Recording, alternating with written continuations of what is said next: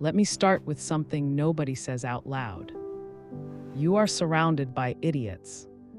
Not metaphorically, not as a venting exercise. Literally, statistically, half the people you interact with today are operating below average intelligence. That's just math.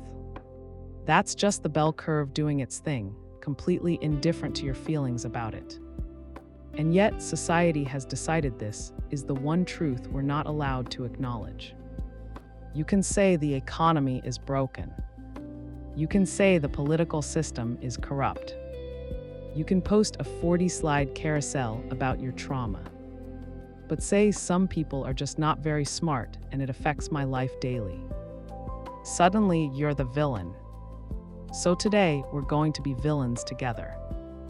I'm going to tell you exactly how genuinely intelligent people navigate a world packed with confidently wrong, aggressively mediocre, deeply certain human beings, and how you can do the same without losing your mind, your career, or your dignity.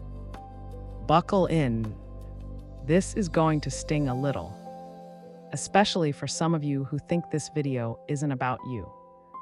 The fundamental mistakes smart people make. Here's the dirty secret about intelligent people. They are often terrible at dealing with stupid people. And the reason is breathtakingly ironic. Smart people assume everyone is running the same operating system. They think that if they just explain clearly enough, logically enough, with enough evidence and structured argumentation, the other person will update their beliefs. They will get it. This is adorable. This is like trying to load a 4K film on a 2003 Nokia and getting frustrated that it doesn't play. The problem isn't the film. The problem is a hardware issue that no amount of better explaining will fix. Intelligent people in 2026 are still making this mistake constantly. They're writing essay-length replies in comment sections. They're sending their relatives carefully researched articles about vaccines, climate science, or why their MLM scheme is a pyramid with extra steps. They are emotionally exhausted and completely shocked that it isn't working. Stop. Just stop. The first rule of dealing with stupid people is, accept that logic is not a universal language. For a large portion of humanity, decisions are made emotionally, tribally, and then justified with logic afterward. The reasoning comes after the conclusion. So when you bring facts to this conversation, you're not informing, you're threatening. You're challenging an identity, not correcting a spreadsheet. And people defend their identities like cornered animals. The taxonomy of stupid, because not all idiots are created equal. Let's get precise here, because lumping everyone together is itself a kind of lazy thinking. There are roughly 4 species of stupid you will encounter, and each requires a completely different response. Species 1, the ignorant. This person doesn't know. They haven't been exposed to the information. They grew up in an environment that didn't prioritize critical thinking, nuance, or curiosity. This is the most redeemable form of stupid, and frankly, calling it stupid is a bit harsh. Ignorance is a condition of circumstance, not character.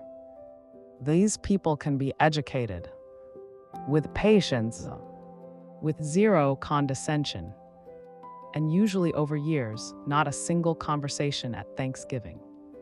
Species 2, the confidently stupid.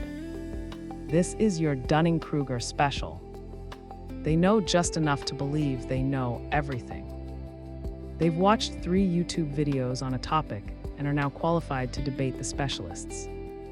They've never read an economics textbook, but have very strong opinions about why economists are all wrong. In 2026, these people have podcasts. Many of them have very large audiences. This species is dangerous because confidence reads as competence, and the room often can't tell the difference. How do you deal with them? You don't debate. You disengage. You starve them of the audience and validation they are biologically craving. Species 3, the motivated stupid.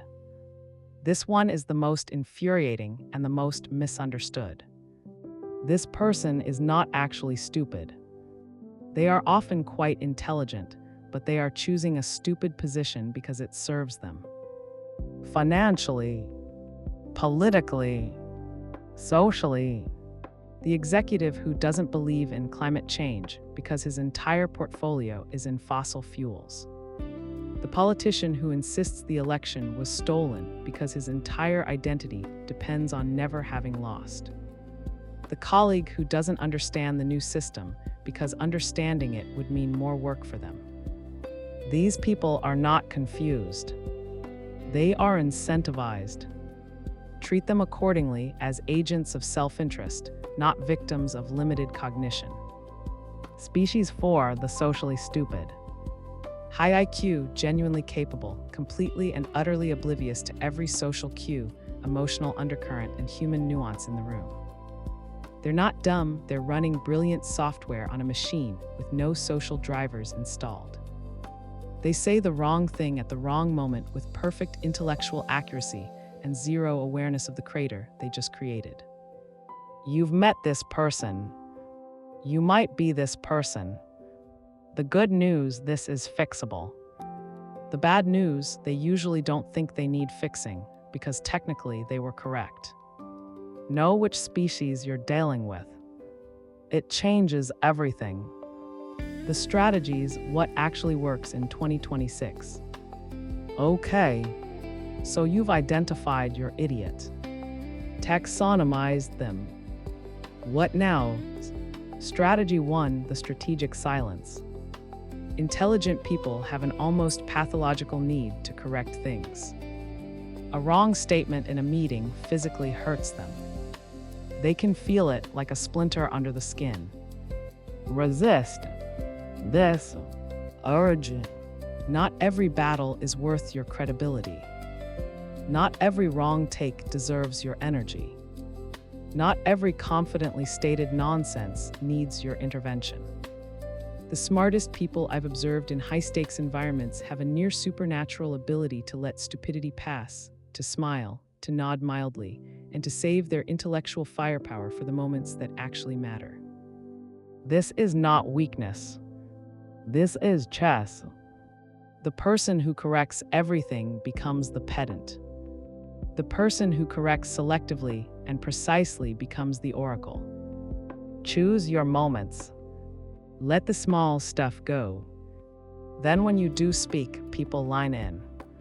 Strategy 2, weaponized curiosity.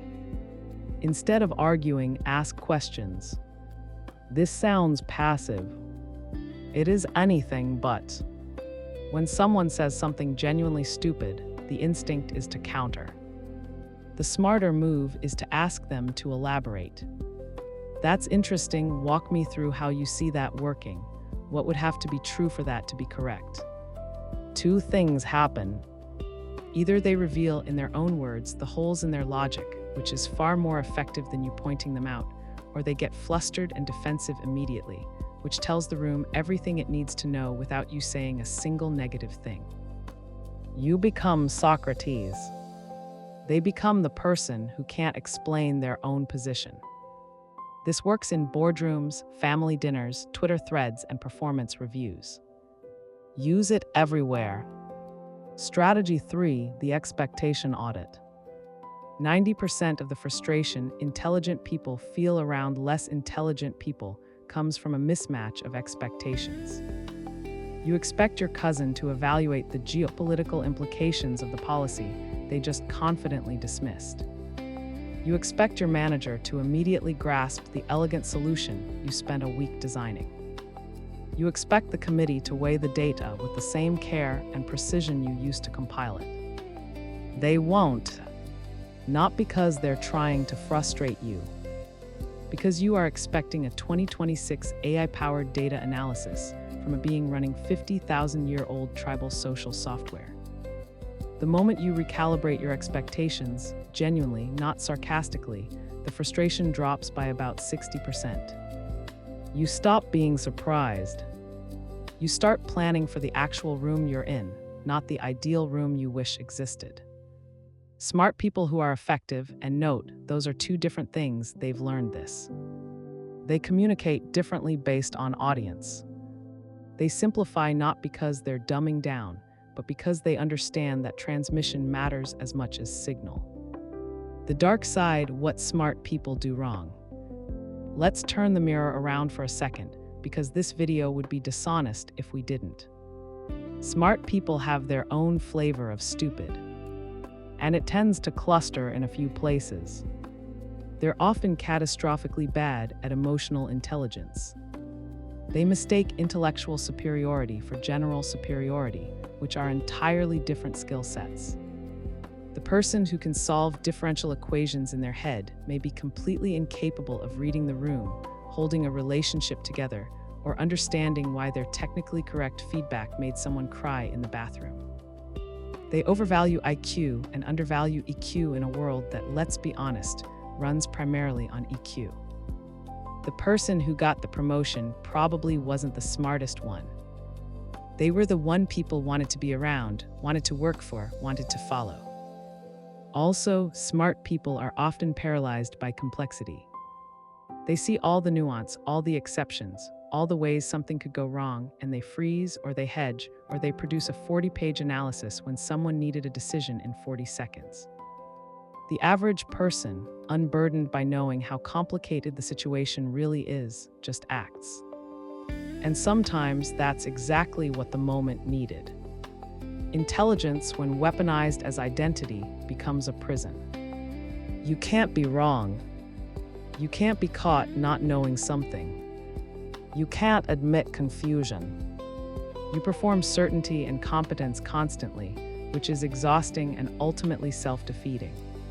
The most intelligent people I've studied have something that feels paradoxical, a genuine comfort with not knowing. They can hold a hypothesis lightly. They can be convinced. They update. They don't need to have been right in the first place.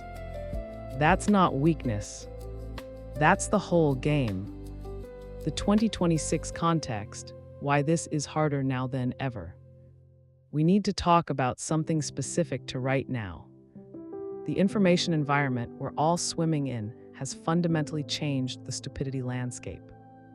And not in a direction that's making any of this easier.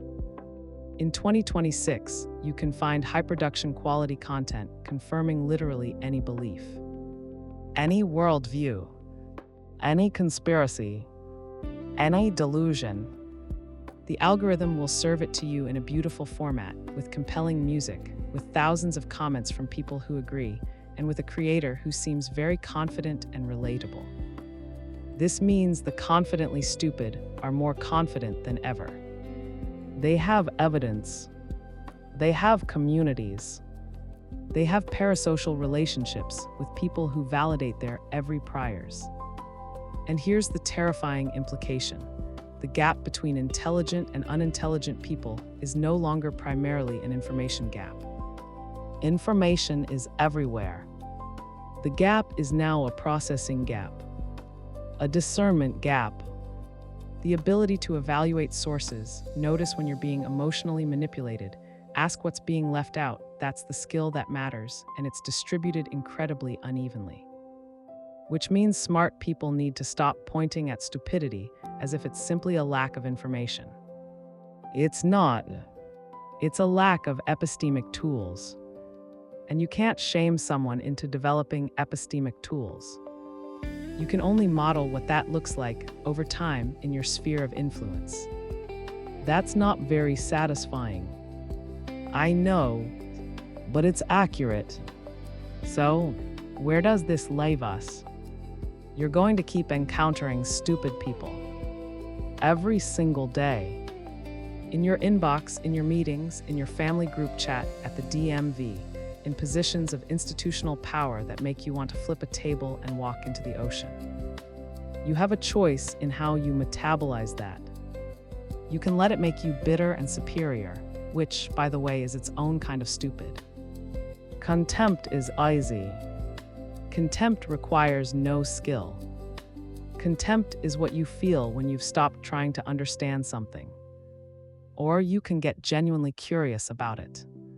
About why people believe what they believe. About the psychological mechanisms underneath the surface stupidity. About what it would take not to change them, but to navigate around them, work with them, or occasionally, if you're lucky, actually reach them.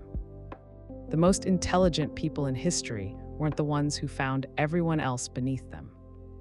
They were the ones who figured out how to work with the full range of human beings in all their frustrating, irrational, tribal, emotional, occasionally wonderful complexity.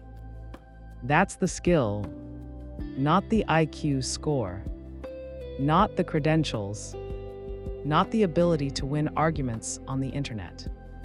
The ability to stay curious about humanity, even when humanity is doing its absolute worst. Good luck out there.